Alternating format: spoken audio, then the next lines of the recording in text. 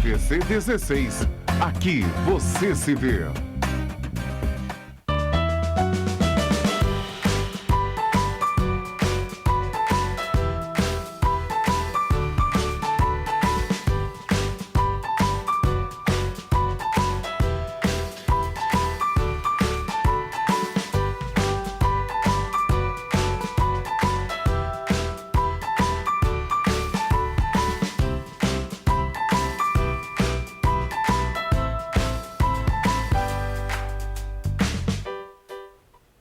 Olá, meu nome é Jéssica Lima e bem-vindos a mais um Nasceu, Bora Cuidar, aqui na TVC, canal 16 em Petrópolis, canal 3 em Três Rios e Paraíba do Sul e também com transmissão simultânea pelo site www.tvc16.com e pelo Facebook TV Cidade de Petrópolis.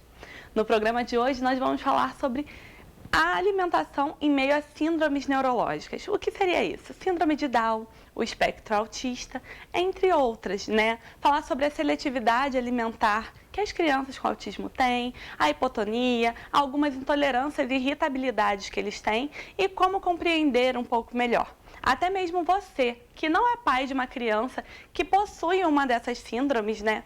Nossos filhos têm que estar preparados para ter empatia, compreensão, né, sobre a situação dos coleguinhas da escola. Nós estamos vivendo num momento de inclusão, né? E essas crianças estão indo para o ambiente hospitalar, o ambiente escolar, né? Saindo daquela reclusão que antigamente tinha, que não se via muita criança com diversos tipos de necessidades especiais, e hoje em dia elas estão incluídas na escola. E compreender um pouco melhor a situação, o caso de cada criança, vai fazer total diferença. Seja esse no comportamento ou na parte alimentar, que nem sempre aquele teu coleguinha, né, o coleguinha do seu filho, vai poder se alimentar da mesma forma. E explicar, trazer essa instrução, né, tanto para os pais quanto para os filhos, vai fazer total diferença. No programa de hoje nós teremos a nutricionista Priscila Leite, falando sobre a alimentação, tanto na síndrome de Down quanto no espectro autista. Nós vamos para um breve comercial e daqui a pouco nós estamos de volta. Não saiam daí!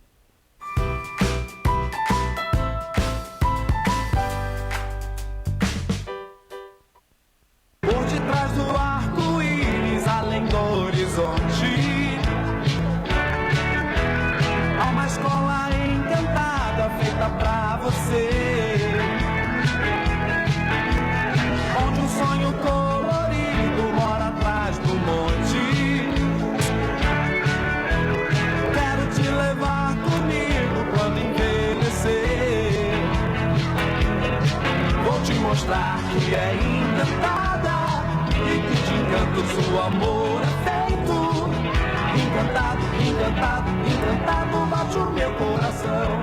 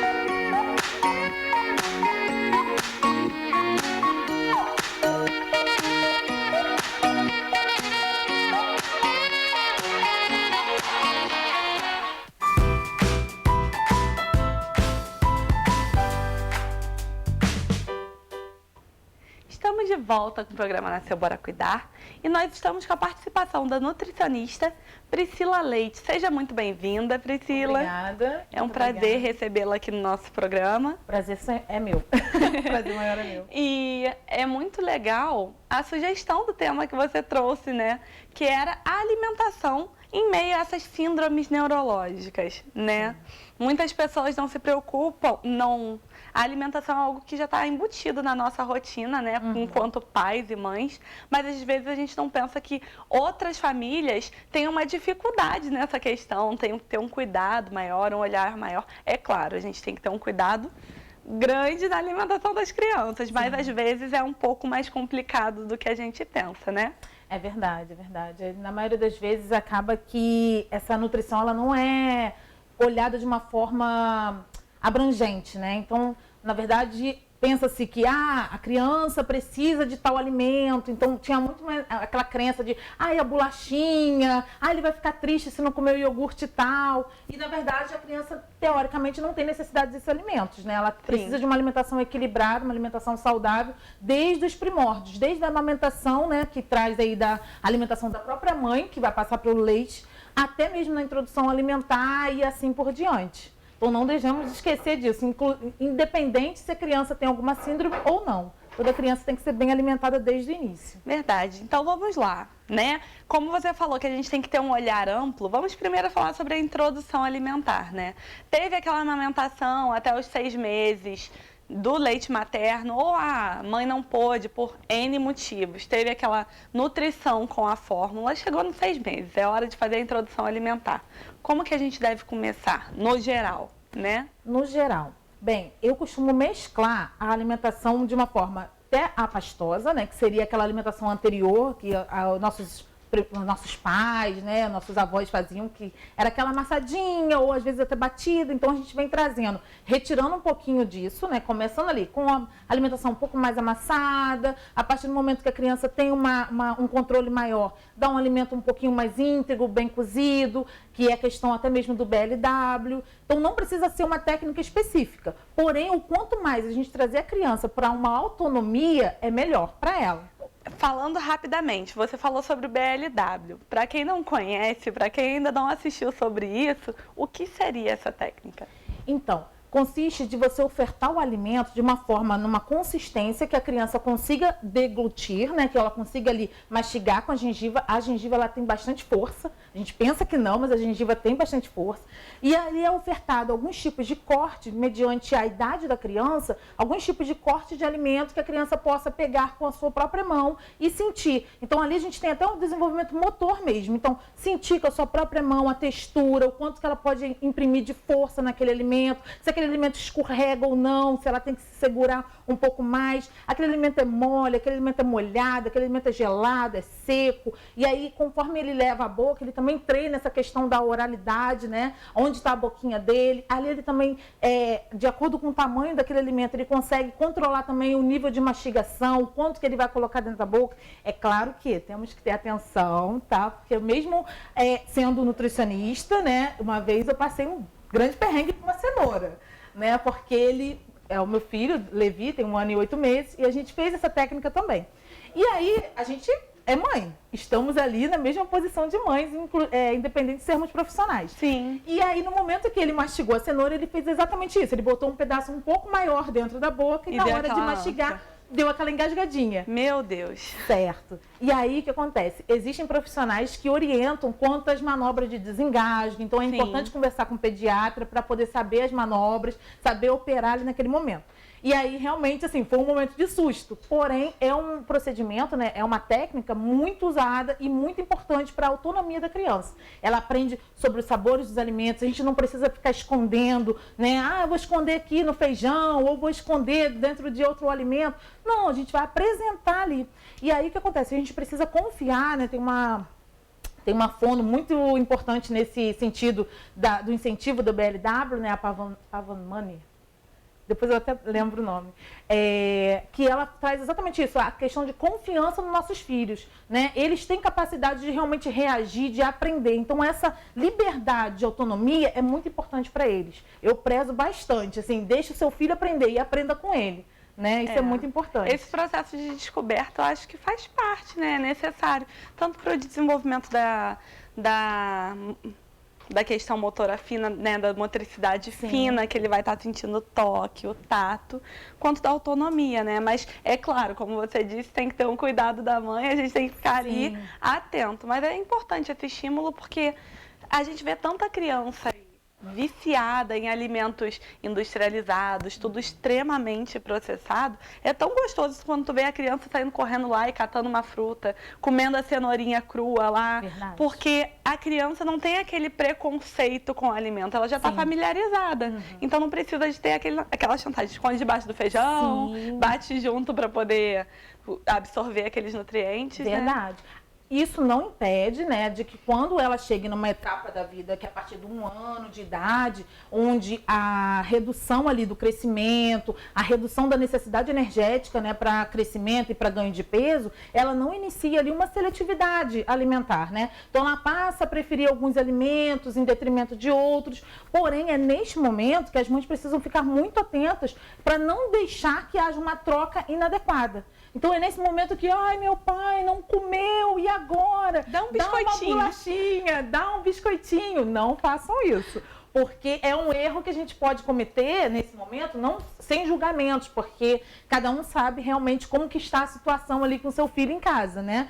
Sem julgamentos. Porém, é um momento muito importante onde a criança está aprendendo sobre limites, sobre os gostos dela, né, as necessidades dela. E ela vai talvez usar isso como uma chantagem. Então, assim, deixo de comer porque em dado momento a minha mãe vai me oferecer tal alimento que eu gosto mais. E a gente tem essas questões, né? A indústria, ela coloca ali estimulantes de sabores, né? Realçadores de sabores, são ricos em nutrientes que não são tão benéficos assim, né? Então, assim, acaba que esse alimento fica muito mais chamativo para a criança do que talvez uma fruta. Então, nesse momento, evite realmente ficar com alimentos que não sejam saudáveis em casa.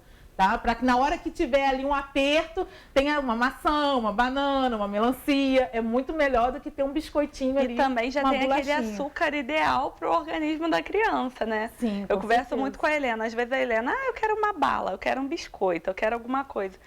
Ela gosta muito de fruta. Às vezes ela deixa de comer para pegar e ir para uma fruta. Sim. Mas quando ela fala, eu quero tal coisa, uma besteira aqui, uma besteira dali, ô Helena, tu já viu, até no desenho já te explicou, que essa energia aí dá e passa, né? Verdade. Aquela sensação dá e passa. Na maçã que tu gosta tem o açúcar todo ali e é super absorvido pelo seu Com organismo, certeza. né? Já ajuda a barriguinha a funcionar melhor, Que a né? gente Não tem que vai fazer falar tanta isso. força ali na hora de ir no banheiro, né? Então, assim, é um alimento muito mais saudável, muito mais completo do que uma bolacha. Por mais que, às vezes, a bolacha venha dizendo assim, rico em vitaminas, rico em minerais. É muito importante ler o rótulo, tá? Porque, às vezes, realmente, a gente tem uma necessidade de, talvez, ofertar algum outro tipo de alimento. Uma recente marca importante lançou uns snacks que diz saudável. Então, é muito importante que as mães leiam os ingredientes. A ordem de aparecimento ali dos ingredientes no rótulo é a ordem de grandeza. Então, se o primeiro ingrediente é açúcar, é o que mais tem naquele alimento. Segundo ingrediente, gordura, imagina, açúcar, gordura, trigo.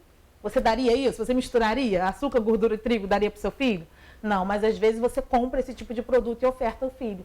Então, assim, é muito importante, por mais que venham com rótulo de saudável, ter atenção a essa questão, porque realmente lá na hora de fabricar aquele produto, ele não é tão saudável assim.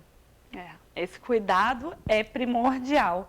E agora, levando isso para a questão das síndromes neurológicas, né? Primeiramente no autismo, como que funciona a questão de absorção? A gente tem que ter cuidado na absorção desses nutrientes nocivos com qualquer criança. Sim, com Mas certeza. quando pega uma criança, por exemplo, com espectro autista, quais são as características na alimentação, peculiaridades? Quais são os cuidados que a gente tem que ter?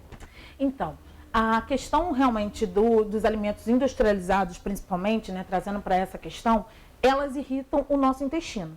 Então, no paciente autista, isso vai ser muito mais agravante. Então, assim, isso já deixa uma criança, a quantidade excessiva de açúcar, já deixa uma criança que não tem qualquer tipo de síndrome já agitada. Né? A gente percebe que quando comem açúcar já ficam mais agitados. No autista, isso vai ser exacerbado, então vai ser potencializado. Além do fato de que o intestino é o nosso segundo cérebro. E aí nós temos lá as vilosidades, né? Como se fossem umas escovinhas assim que recebem ali os nutrientes.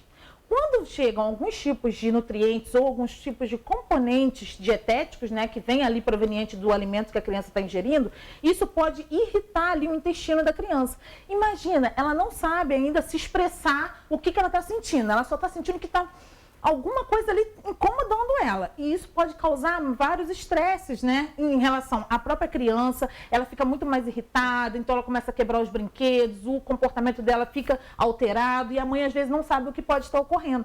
Então a alimentação é muito importante nesse quesito. E principalmente pelo fato de que alguns alimentos, a retirada de alguns alimentos também pode beneficiar essa criança. Então, tem vários estudos já trazendo essa questão, né, de a ausência do glúten, dos alimentos que são ricos em glúten, dos alimentos que são ricos em proteína do leite. A ausência desses alimentos na dieta do autista tem um benefício maior na saúde dele, principalmente nessa questão da permeabilidade intestinal. Então, acaba que esses nutrientes não são absorvidos, né, porque eles têm uma dificuldade de absorção e, mediante essa irritação, eles acabam passando pela parede do intestino e acumulando no cérebro, então causando várias desordens metabólicas. Então, assim, a ausência desses alimentos pode melhorar aí a questão de comportamento, de aprendizado, porque a gente sabe que não é só a alimentação. Então, toda essa irritação, toda essa questão metabólica vai interferir em outros processos também, no momento do aprendizado, no momento da interação com outras crianças, na interação com os pais, né, com o ambiente em si. Então, todas essas outras questões são influenciadas, porque a nutrição ali é a base mesmo da vida de qualquer ser humano, né? Importante você falar isso. Agora, uma pergunta básica. Lactose, proteína do leite, são a mesma coisa? Não são. A lactose, ele é o açúcar do leite, tá? Enquanto que a caseína é a proteína do leite. Então, a lactose, ela vai causar ali uma diarreia, né? Ela precisa de micro-organismos que degradem essas partículas de leite, tá? Então, o que acontece? Na ausência dessas bactérias que degradam essa lactose, você pode ter ali uma tendência à diarreia, que também vai irritar o intestino da criança, né? E do adulto também. A questão da caseína é que ela não consegue, ela é uma molécula muito grande. E às vezes a criança também tem uma dificuldade de degradar, não tem enzima suficiente para poder degradar essa molécula grande. Essa molécula grande também vai irritar ali o intestino. E dependendo da questão da flora intestinal que essa criança tenha, pode ali entrar e penetrar mesmo a parede do intestino, causando várias e outras reações alérgicas e principalmente causando uma questão muito, muito grave, né, que é a inflamação. Então, essa criança ela fica de uma forma inflamada, como se fosse um dentezinho inflamado, que vai gerando ali várias citocinas, que são substâncias mesmo para combater o agente agressor, né? E aí o que acontece? Essa criança fica inflamada e piora outras funções cognitivas, outras questões comportamentais. Então, uma cascata, né? Se a alimentação não estiver equilibrada, você vai degradando várias outras funções neurológicas, metabólicas e vai interferindo diretamente no desenvolvimento dessa criança, né? Verdade. Ela não consegue se concentrar, né? Imagina, tem uma coisa te irritando, você não vai ficar bem, né? Além disso, uma característica que diversos autistas têm é a questão da seletividade. Eles são muito seletivos, tanto com as pessoas que interagem, às vezes na questão da interação, às vezes na questão ambiental. Ele tem aquela seletividade só em determinados ambientes, eles se sentem bem. E eles também trazem isso para a questão alimentar, né? Sim. Além dessa dificuldade na absorção de determinados nutrientes, tem a seletividade alimentar. Como isso aparece? Como isso surge? Então, eles têm algumas questões sensoriais, né? Então, assim, é uma questão de sensibilidade com a textura, se o alimento é seco, se o alimento é molhadinho, a questão com as cores. Então, por exemplo, uma familiaridade com a cor amarela ou com a cor verde, ou uma repulsa totalmente à cor negra ou à cor branca, né? Então, assim, tem alguns aspectos relacionados a isso. A gente tem visto muito assim, tem que separar o alimento, um alimento não pode encostar no outro, né? Se o alimento molhar ali, o franguinho estiver molhado, ele já não come. Então, tem várias particularidades. O que ocorre? A gente precisa de uma intervenção nutricional nessa fase, porque é nesta fase que a gente está formando todos os hábitos alimentares, que a gente está, na verdade, nutrindo esse organismo para que ele possa crescer de modo saudável.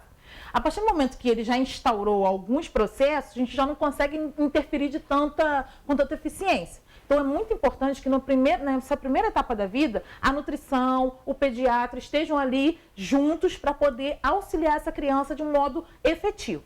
Então, como que a gente pode trabalhar, por exemplo? Temos ali a questão da seletividade de cor. Então, quais os alimentos que a gente pode utilizar, utilizando aquela cor de alimento? O que a gente pode trabalhar com o terapeuta ocupacional para trabalhar a questão da repulsa com a outra cor? Por exemplo, não suporta a cor verde. Como que a gente pode trabalhar isso com o terapeuta ocupacional? A equipe multiprofissional é muito importante também, o psicólogo, para poder auxiliar em alguns processos.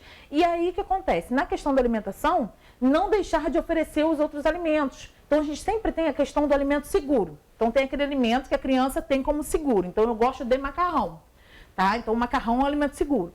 Então, a gente vai sempre ofertar o macarrão e vai acrescentar um alimento que a gente esteja apresentando, tá? Não necessariamente a criança vai aceitar logo de cara, como qualquer outra criança, né? Então, ela não aceita logo de cara. Se ela não gosta daquele alimento, ela não vai aceitar logo de cara. Porém, a gente vai estar sempre ali ofertando juntamente com o alimento seguro. Então, assim, é uma estratégia de formação dessa questão nutricional. Outra questão, por exemplo, minha criança não aceita fruta de jeito e maneira. Por quê? Ele gosta só do crocante. Então, o que a gente pode fazer? Uma fruta desidratada. Então, a gente pode ofertar a fruta de forma desidratada, a gente tem ali a crocância. Então, ele está comendo a maçã, mas está crocante, não está mais úmida, não está mais macia, entende? Então, assim, são estratégias que a gente pode utilizar para poder driblar aquelas particularidades da criança, mas é importante sempre aprender com a criança. Por isso que é necessário uma avaliação individual, tá? Não são regras, assim, para todas as crianças. Ah, agora eu vou fazer todas as frutas desidratadas. Não necessariamente vai funcionar para a sua criança. Até porque toda criança é uma criança, né? Todas são diferentes. Verdade. E dentro do autismo, não é porque a gente está falando do espectro autista que todas elas vão ter aquelas características, né? Tem vários graus de intensidade do autismo. Verdade. Tem pessoas que só descobrem que são autistas lá adultos já. Sim. Então, é cada intensidade. Então, exige essa equipe multidisciplinar da nutricionista, da fono, do fisioterapeuta, da TO, do pediatra, do neurologista, todo mundo trabalhando junto. Em conjunto, para que essa criança tenha um desenvolvimento saudável em todos os aspectos, né? Não somente na alimentação ou não somente na questão motora, mas em todos os aspectos mesmo, como um ser humano completo que somos, né? Verdade. Eu vou te pedir licença rapidamente, nós vamos para um rápido comercial e daqui a pouco nós estamos de volta, não saiam daí.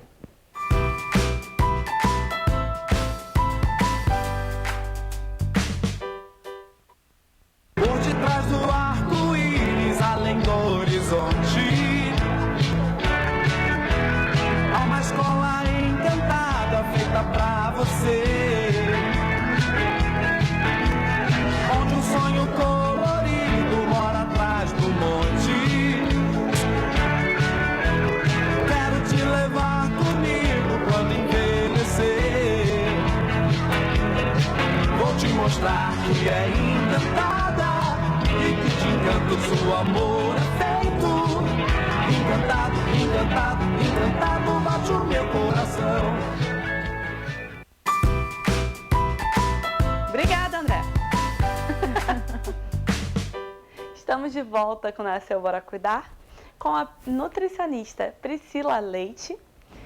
Bem-vinda novamente, Obrigada. né? Estávamos falando sobre o espectro autista e agora nós vamos falar sobre outra síndrome, né? O síndrome de Down. Também tem suas peculiaridades e um cuidado também bem atento à alimentação, né? Sim, sim. E uma coisa que eu gostaria de chamar a atenção, né, até mesmo para os outros profissionais, é a questão da amamentação ao peito, né? Que é uma questão que ocorre, que me deixa até muito triste, né? Porque acaba que a criança não é, muitas das vezes, amamentada no seio, ou não é, no mínimo, amamentada com leite materno, né? Devido à falta de orientação no momento lá no parto. Então, é muito importante que os outros profissionais também orientem essa mãe, né? Que ela não vire uma gestora ali do problema, da síndrome de Down. Ela não é uma gestora, ela é uma mãe. Então, é uma criança que ela precisa ser amamentada, amada, e isso me toca bastante. Então, assim, a amamentação é super importante para qualquer criança, tá? Independente se ela tem síndrome, se ela tem autismo ou qualquer outra questão, tá? Então, assim, procure orientação, né? A gente faz orientação de retirada de leite, de armazenamento, técnicas realmente de retirada do leite, né? Esqueci a palavra. De ordenha do leite. Ordenha, muito obrigada. E aí a gente pode orientar da melhor forma possível para que essa criança realmente receba esse leite. Por quê? O síndrome de Down, ele costuma ter muitos problemas metabólicos, né? Hormonais. Então, o leite, ele tem várias dessas questões, vários componentes que são de suma importância nesse primeiro momento da vida dele. funcionar o corpo de uma maneira bem mais adequada, tá? Então favorece bastante, então não deixe de amamentar. A questão que a gente precisa ter atenção é que o metabolismo deles costuma ser um pouquinho mais lento. Então demora mais para fazer aqueles processos, o alimento fica mais tempo ali em contato com o intestino, lembra? O intestino com aquelas bordinhas em escova, e o alimento ali, o que pode também, da mesma forma, uma irritação. Então, com síndrome de Down, né, ela tem as questões metabólicas muito exacerbadas, Afloradas. Então, uma questão também muito persistente é a questão do hipotireoidismo. Então, é outra questão também que altera de cara a questão do metabolismo. Então, assim, o metabolismo fica muito mais lento. Além disso, ele tem questões cardíacas também. Então, a alimentação ela vai estar muito ligada a todas essas outras questões que são associadas ao síndrome de Down. Então, se a gente não tiver uma alimentação adequada nesse início de vida, provavelmente a gente pode ter problemas mais sérios mais tarde. Uma perguntinha, você falou da questão da amamentação. E você tocou justamente nessa questão do Down. A criança com síndrome de Down tem dificuldade na amamentação por causa da falta de tônus? Sim, ela pode apresentar. E com isso, a falta de informação, ela pode apresentar realmente essa questão de não ter uma tonicidade muscular para fazer a sucção. Só que nisso não impossibilita de que a gente venha ofertar o leite materno. Então a gente pode ofertar de copinho, com seringa, né, com outras metodologias para poder favorecer essa amamentação saudável, tá? Sim. Então não necessariamente. Então a falta de informação faz com que, não, ela não pode ser amamentada. Pega, faz ali a fórmula e dá no copinho. E a mesma coisa nós poderíamos fazer com a fórmula, podemos fazer com o leite materno, né? Então o leite materno ele vai trazer muito mais componentes, além de aproximar também a mãe dessa criança, né? Então assim, isso é muito importante, vai mais além do que a nutrição, né? Essa questão da amamentação nessa primeira infância. Além disso, vamos lá, passamos desse momento, né? O leite materno é primordial para qualquer criança, você deixou isso bem claro, mas passamos desse momento, chegamos na introdução alimentar dessa criança com Down. É feita da mesma maneira, né? Você pode fazer o BLW, Uhum. BMW é carro, o BLW, e também podemos fazer da alimentação amassadinha. Sim. Quais são os cuidados que a gente tem que ter na seleção desses alimentos que a gente vai colocar no pratinho dessa criança com Down? Então, na verdade, o que acontece? Nós vamos estar atentos aí à questão da textura, né? Por conta dessa questão da disfagia, ele pode ter uma dificuldade na hora de deglutir, de engolir esse alimento. Nós precisamos sempre incentivá-los a mastigar, porque eles têm uma questão aqui oral, com a questão da dentição. Então, sempre incentivando, colocando pouco alimento na boca, incentivando. Eu vivia falando, né? Nhame, nhame, nhame. Fazia realmente esse movimento com a boca para que a criança aprenda. É muito importante frisar que a criança não aprende da gente falando, ela aprende imitando, né? Então, quer dizer, você fazendo aqueles movimentos, mostrando para ela como que se faz, é muito importante. Então, assim, os alimentos é de forma geral, o mais variado possível. Uma coisa muito importante que é importante frisar, e é para qualquer criança, é a questão de rotina. Né? A gente acaba, de alguma forma, deixando correr um pouquinho mais solto. Ai, porque coitadinho. Ai, porque isso. Ai, porque aquilo. Na verdade, toda criança precisa de rotina, tá? Independente de se ela tem uma síndrome ou não. Então, assim, ter horário para comer, mostrar para ele, olha, naquele horário ali é a hora do almoço, então espera só mais um pouquinho, já está chegando a hora do almoço. Isso é muito importante, principalmente na criança com síndrome de Down, que ele já tem uma tendência ao sobrepeso. Então, assim, no momento que realmente, eu quero comer, a criança veio buscar ali o biscoito, vamos ali ver o cachorrinho, vamos ali no quintal, dar uma corridinha, e aí distrai a criança, principalmente levando para atividade física, porque isso vai ser muito importante para essa criança. E as crianças com síndrome de Down têm esse intestino mais lento, né? Desacelerado, mas elas também costumam ter uma certa compulsão alimentar, né? Sim. Então, esse de tirar o foco dali e levar para outra coisa vai fazer toda a diferença até no controle do peso deles, Com né? certeza. E essa questão da rotina ajuda bastante, porque você passa dessa negação de não é hora de comer biscoito agora, não pode. e passa o quê? A desviar a atenção. Então, o que acontece? Você faz com que a criança tenha um nível de atividade maior, né? Então, ela acaba gastando mais energia, isso ajuda muito o corpo dela, né? E ela começa a se alimentar nos horários mais regradinhos. Isso ajuda muito a regular o intestino, a regular o metabolismo. E, claro, precisa de uma orientação focada em cada criança, porque cada criança é uma criança, tá? Independente, foi o que a gente falou antes, né? Independente se ela tem uma síndrome ou não, e mesmo que tenha crianças da mesma síndrome, elas são totalmente diferentes uma das outras.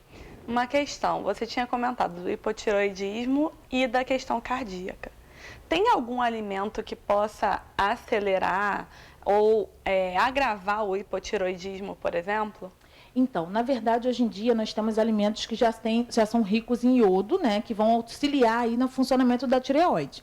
Caso haja necessidade, a introdução realmente de medicações e tudo mais, a gente pode, na verdade, introduzir alimentos de origem marinha, né, para poder auxiliar nessa questão do iodo, mas normalmente a gente consegue controlar com alimentação normal, porque a gente já tem aí o sal, iodado e alguns outros alimentos que já são ricos nessa questão. E a questão cardíaca também, não tem alguma coisa alimentar que possa interferir diretamente? Sim, então, na verdade, o que a gente precisa é de uma atividade física, né, para melhorar o tônus muscular dessa criança, uma atividade cardiorrespiratória que pode ser orientada pelo educador físico, né, não somos nós a orientar essa parte, e também a alimentação. Por quê? A partir do momento que a criança está muito em sobrepeso, né, está com uma obesidade infantil, a necessidade, né, a carga cardíaca, né, a dificuldade realmente de trabalhar, né, a questão cardíaca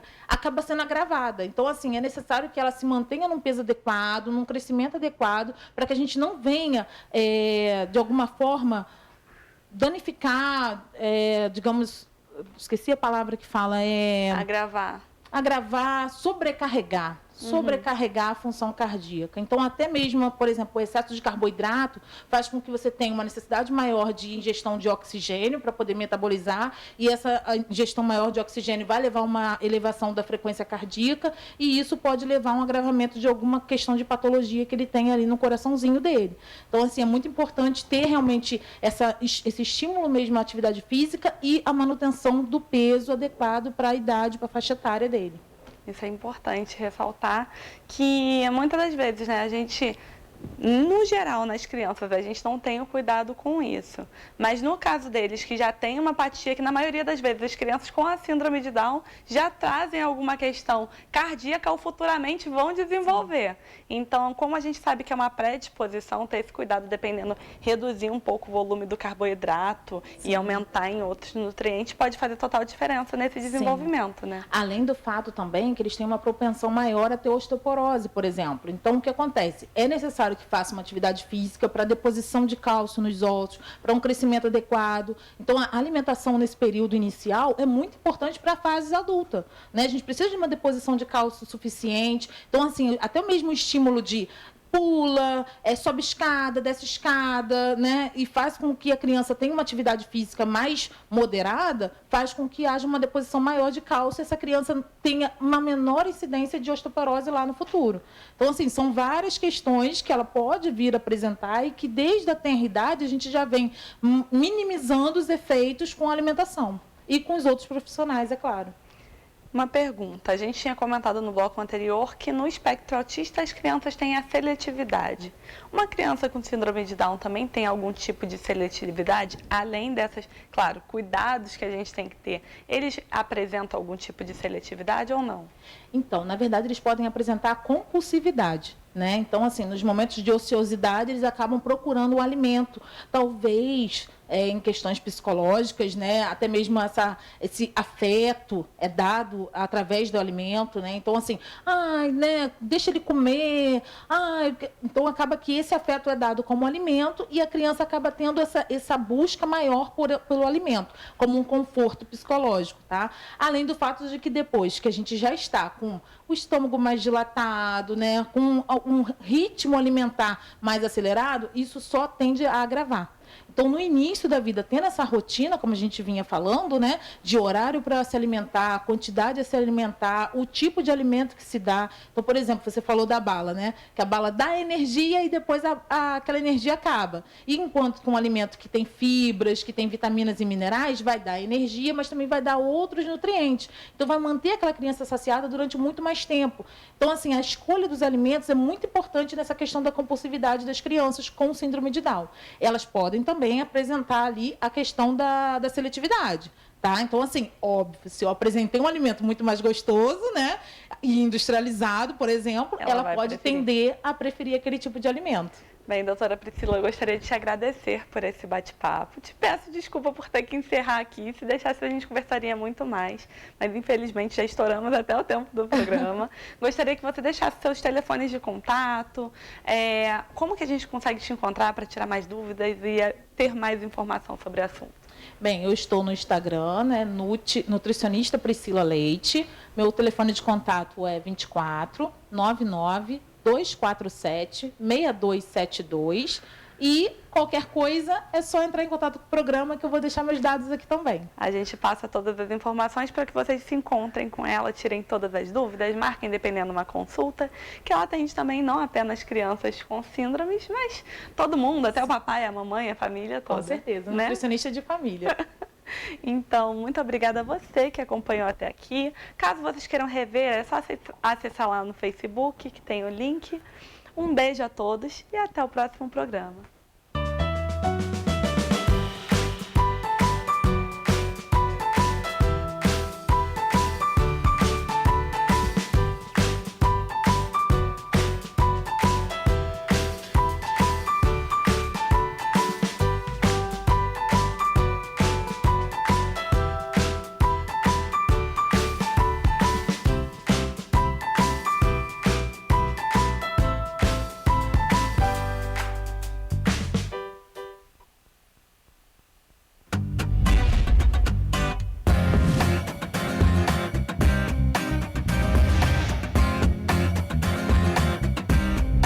TVC 16.